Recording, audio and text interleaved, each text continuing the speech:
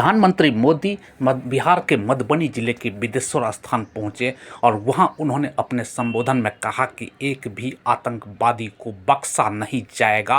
साथ ही साजिश में जिन जिन लोगों का हाथ है, साजिश करने वाले को भी किसी भी हाल में बख्शा नहीं जाएगा। उन्होंने सबसे पहले वहां जो शहादत हुए हैं 26 लोग, उन 26 लोगों को श्रद्धांजलि अर्पित किया। उसके बाद उन्होंने अपने संबोधन में कहा कि हमारे लोगों पर में हमला करने वाले किसी को भी बख्शा नहीं जाएगा, चाहे वह सीमा पार हो, चाहे जहां भी हो, उसे किसी भी हाल में बख्शा नहीं जाएगा। आइए देखते हैं क्या कहा प्रधानमंत्री नरेंद्र मोदी ने मधुबनी जिले के बिदेश्वर स्थान में, बिहार के मधुबनी जिले के बिदेश्वर स्थान में प्रधानमंत्री मोदी जी ने क्या कहा। आइए देखते हैं क्या कहते हैं प्रधानमंत्री नरेंद्र मोदी। अपनी बात प्रारंभ करने से पहले मैं आप सबसे एक प्रार्थना करना चाहता हूं। आप जहां हैं वहीं अपने स्थान पर बैठे रह करके ही, खड़े होने की जरूरत नहीं है, बैठकर ही 22 तारीख को जिन परिवारजनों को हमने खोया है,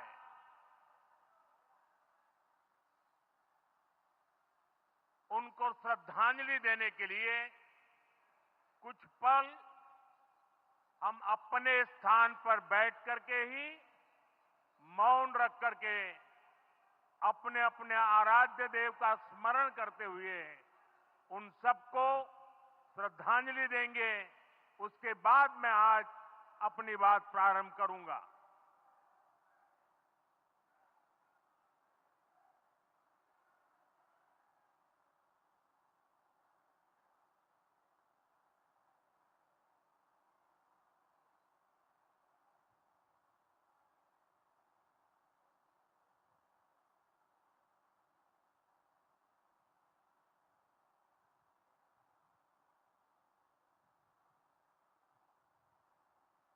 ओम शांति शांति शांति। बिहार के राज्यपाल आरिफ मोहम्मद खान जी,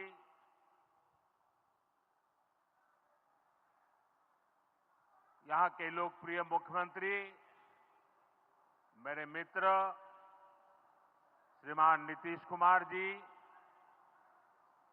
मंच पर उपस्थित अन्य सभी वरिष्ठ महानुभाव और बिहार के मेरे प्यारे भाई और बहनों, आज पंचायती राज दिवस के मौके पर पूरा देश मिथिला से जुड़ा है, बिहार से जुड़ा है। आज यहां देश के, बिहार के विकास से जुड़े हजारों करोड़ रुपए के प्रोजेक्ट का शिलान्यास और लोकार्पण हुआ है। बिजली, रेल, इंफ्रास्ट्रक्चर के इन विभिन्न कार्यों से बिहार में रोजगार के नए मौके बनेंगे। आज राष्ट्र कवि रामधारी सिंह दिनकर जी की पुण्यतिथि भी है। मैं उन्हें विनम्र श्रद्धांजलि अर्पित करता हूं। साथियों, बिहार वो धरती है जहां से पूज्य बापू ने सत्याग्रह के मंत्र का विस्तार किया था। पूज्य बापू का दृढ़ विश्वास था कि जब तक भारत के गांव मजबूत नहीं होंगे, तब तक भारत का तेज विकास नहीं हो पाएगा। देश में पंचायती राज की परिकल्पना के पीछे यही भावना है। बीते दशक में पंचायतों को सशक्त करने के लिए एक के बाद एक कदम उठाए गए। टेक्नोलॉजी के माध्यम से भी पंचायतों को मजबूत किया गया। बीते दशक में 2 लाख से ज्यादा ग्राम पंचायतों को इंटरनेट से जोड़ा गया है। 5.5 लाख से ज्यादा कॉमन सर्विस सेंटर्स गांवों में बने हैं। पंचायतों के डिजिटल होने से एक और फायदा हुआ है। जीवन मृत्यु प्रमाण पत्र, भूमि धारण प्रमाण पत्र, ऐसे कई दस्तावेज आसानी से प्राप्त कर सकते हैं।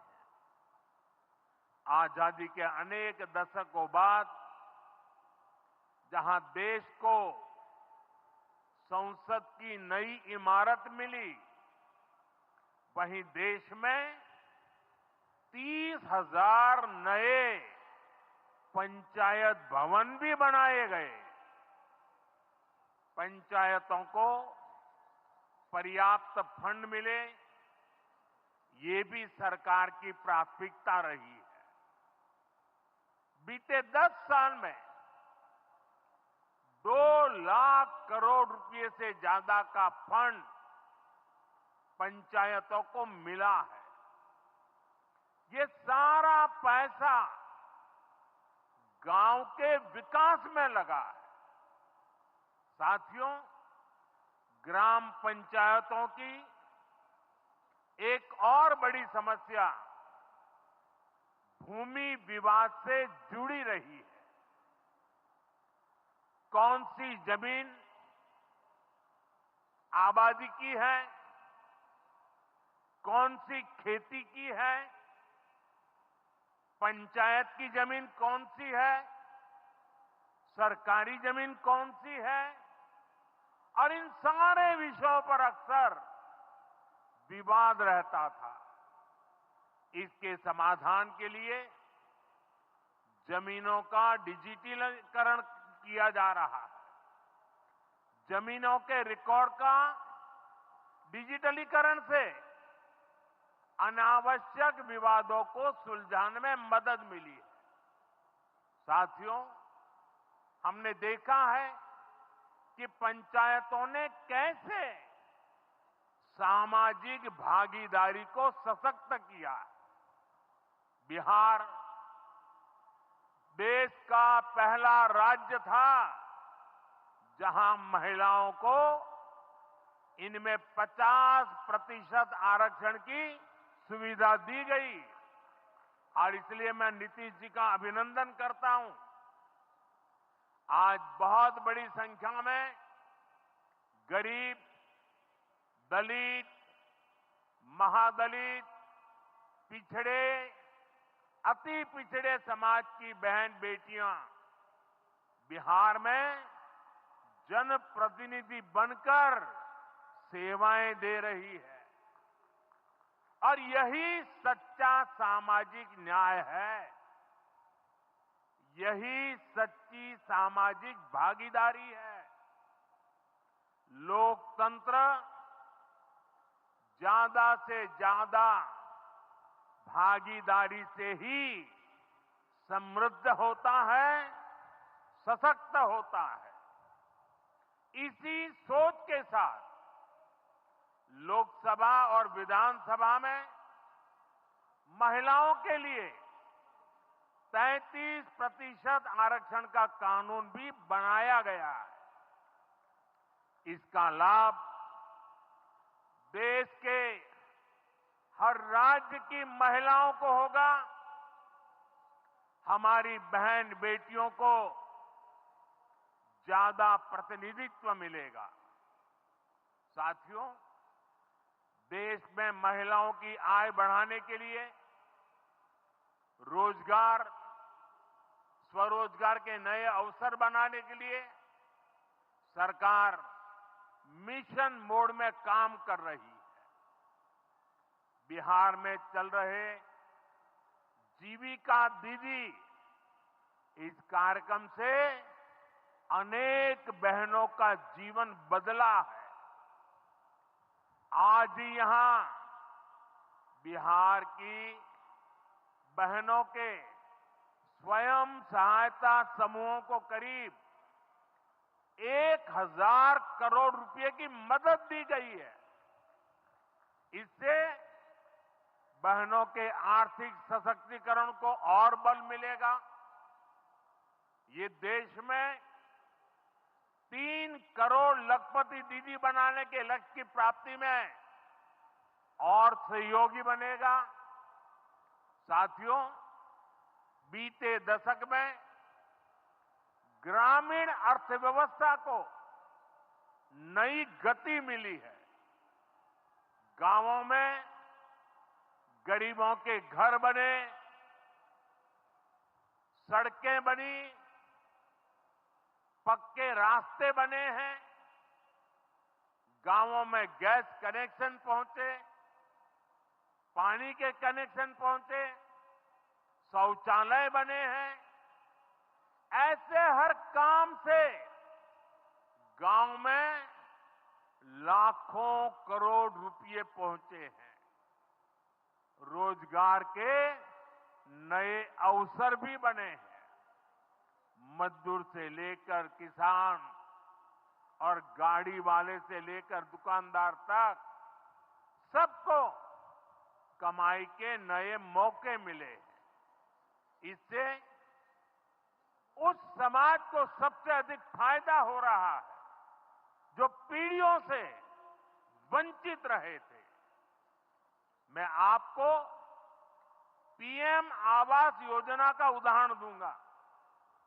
इस योजना का लक्ष्य है देश में कोई भी गरीब परिवार बेघर ना हो, सबके सिर पर पक्की छत हो।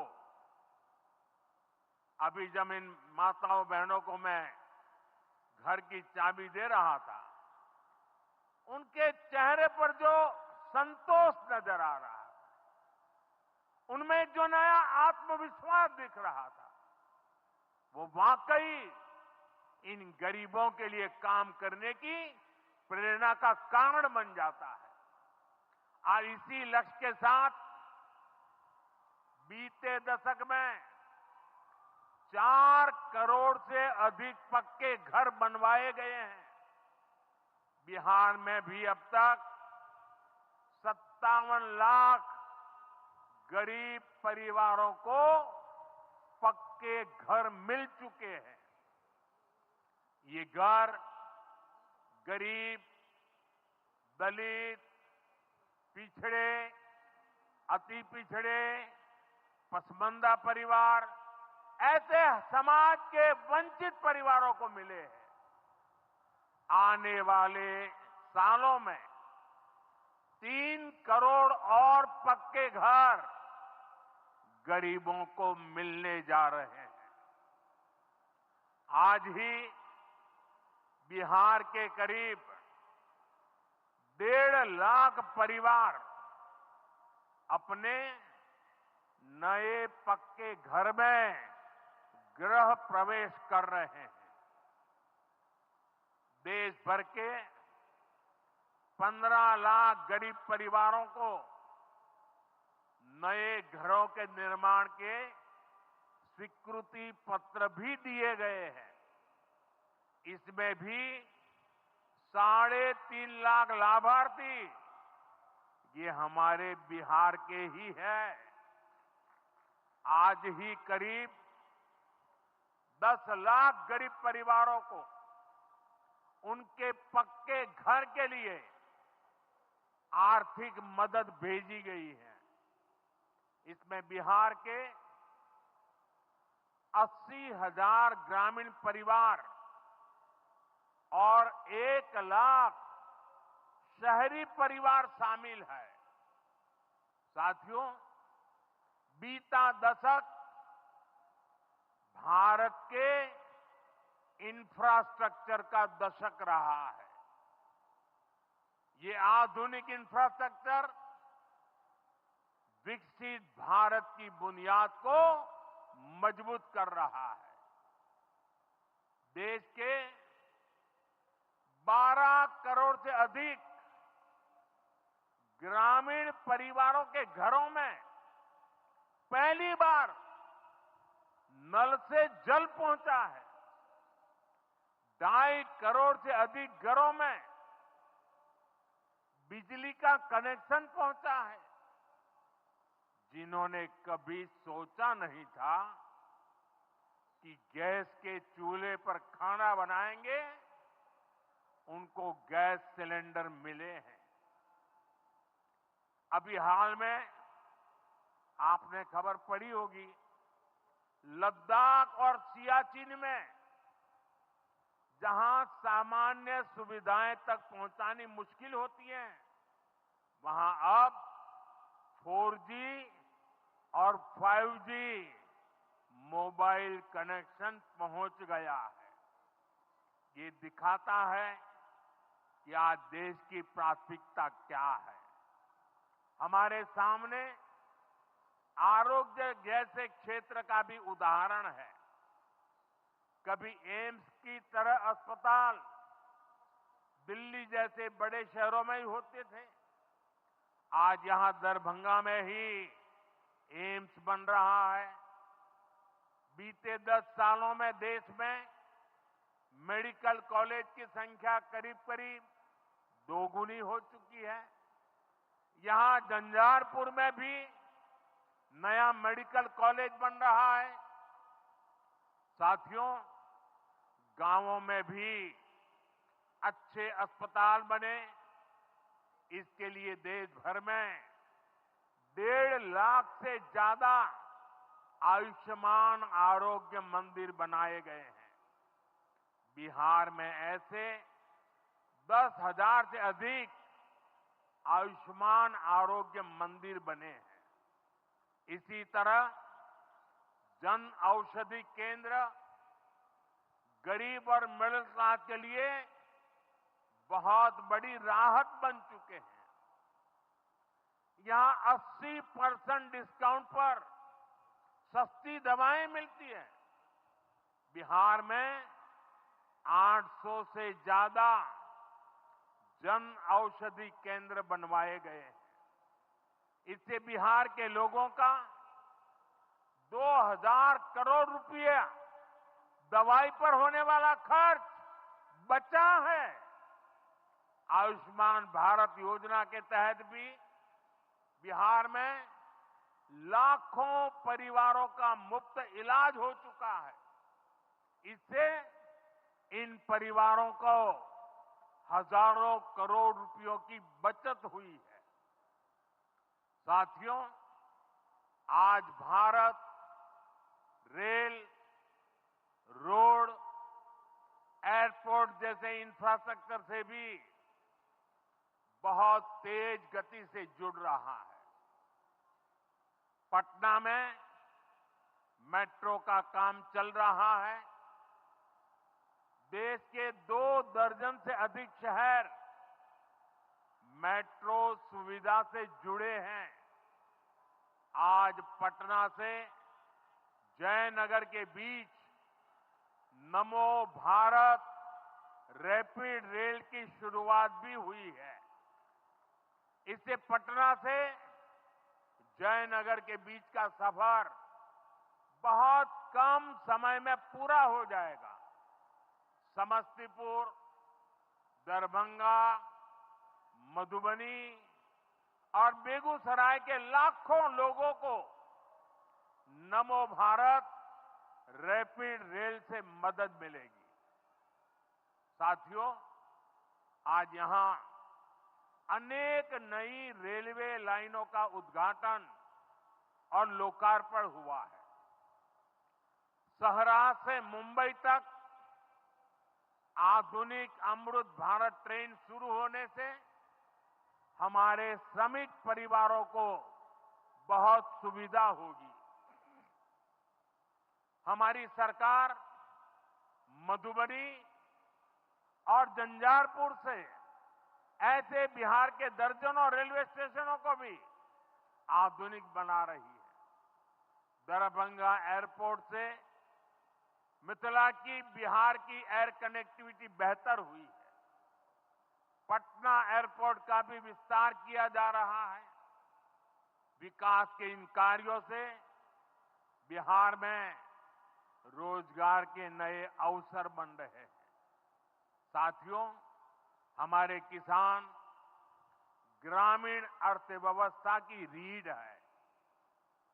ये रीढ़ जितनी मजबूत होगी, गांव उतने ही मजबूत होंगे, देश उतना ही सशक्त होगा। हम सब जानते हैं, मिथिला का कोशी का एक क्षेत्र बाढ़ से बहुत परेशान रहा है। सरकार बिहार में बाढ़ के प्रकोप को कम करने के लिए 11,000 करोड़ रुपए खर्च करने वाली है। इससे बागमती, धार, बूढ़ी गंडक, कोसी पर बांध बनेंगे। इससे नहरों का निर्माण होगा, नदी के पानी से सिंचाई की व्यवस्था होगी और हर किसान के खेत तक पानी पहुंचाने का इंतजाम भी होगा। यानी अब बाढ़ की परेशानी भी कम होगी, खेतों तक पर्याप्त पानी भी पहुंचेगा। साथियों, मखाना आज देश और दुनिया के लिए सुपर फूड है, लेकिन मिथिला की तो ये संस्कृति का हिस्सा है। इसी संस्कृति को हम यहां की समृद्धि का भी सूत्र बना रहे हैं। हमने मखाने को जीआई टैग दिया है, यानी मखाना इसी धरती का उत्पाद है। इस पर अब आधिकारिक मोहर लग गई है।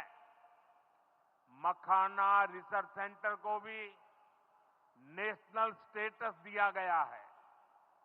बजट में जिस मखाना बोर्ड की घोषणा की गई है, वो बनने से मखाना किसानों का भाग्य बदलने वाला है। बिहार का मखाना दुनिया भर के बाजारों तक सुपर फूड के रूप में पहुंचेगा।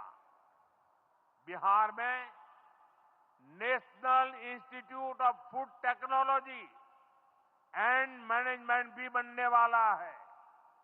इससे यहां के नौजवानों को फूड प्रोसेसिंग से जुड़े छोटे उद्यम लगाने में और मदद मिलेगी।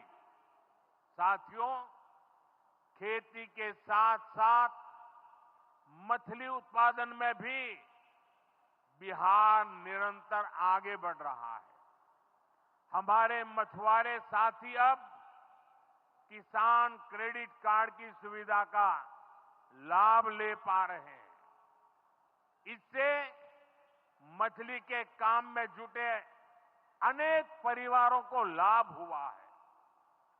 पीएम मत्स्य संपदा योजना के तहत भी बिहार में सैकड़ों करोड़ रुपए के काम हुए हैं। साथियों,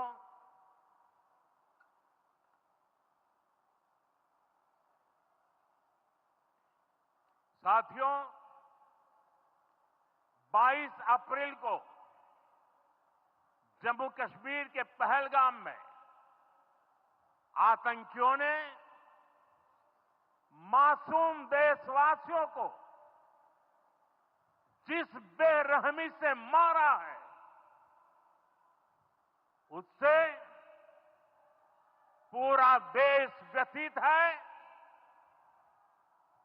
कोटि कोटि देशवासी दुखी हैं। सभी पीड़ित परिवारों के इस दुख में पूरा देश उनके साथ खड़ा है। जिन परिवारजनों का अभी इलाज चल रहा है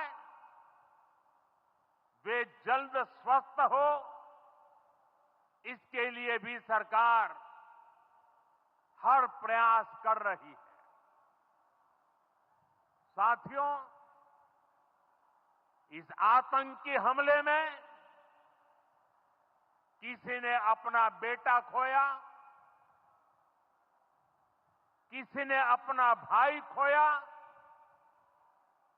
किसी ने अपना जीवन साथी खोया है। उनमें से कोई बांग्ला बोलता था, कोई कन्नड़ा बोलता था, कोई मराठी था, कोई ओडिया था, कोई गुजराती था, कोई यहां बिहार का लाल था। आज उन सभी की मृत्यु पर करगिल से कन्याकुमारी तक हमारा दुख एक जैसा है, हमारा आक्रोश एक जैसा है। ये हमला सिर्फ निहत्थे पर्यटकों पर नहीं हुआ है, देश के दुश्मनों ने भारत की आत्मा पर हमला करने का दुस्साहस किया है। मैं बहुत स्पष्ट शब्दों में कहना चाहता हूं, जिन्होंने ये हमला किया है उन आतंकियों को और इस हमले की साजिश रचने वालों को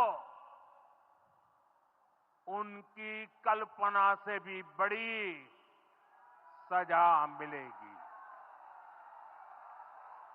सजा मिलकर के रहेगी।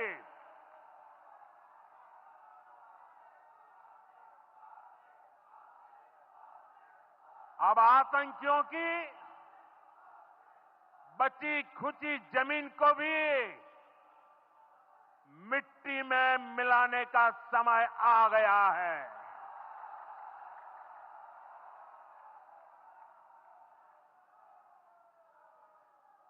एक सौ चालीस करोड़ भारतीयों की इच्छा शक्ति अब आतंकी आकाओं की कमर तोड़ कर रहेगी।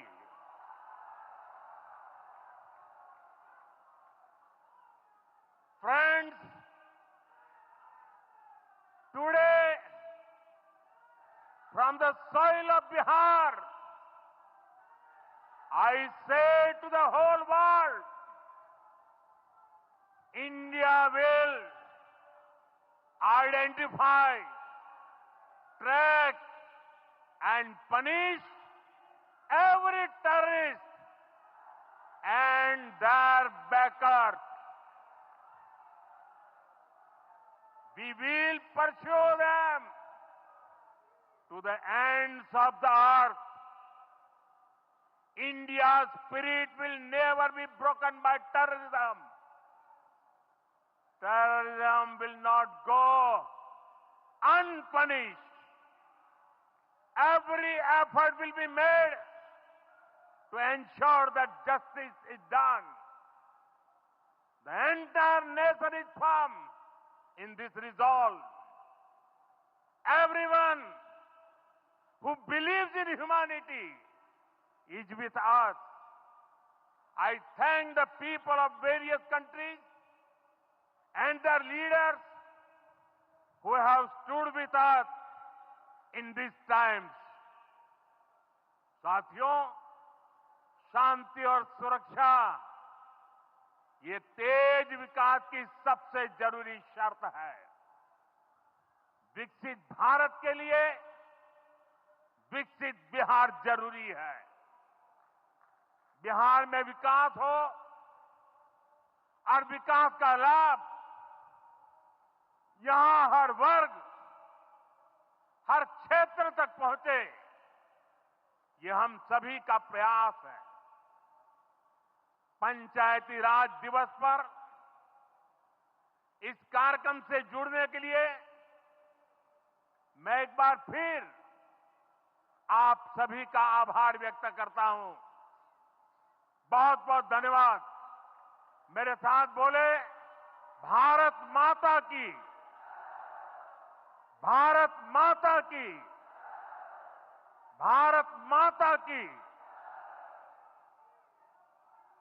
PSA लाइव न्यूज से मैं हूं आपके साथ संपादक अशोक कुमार झा। हम फिर मिलेंगे आपसे बेहतरीन और ताज़ा खबरों के साथ।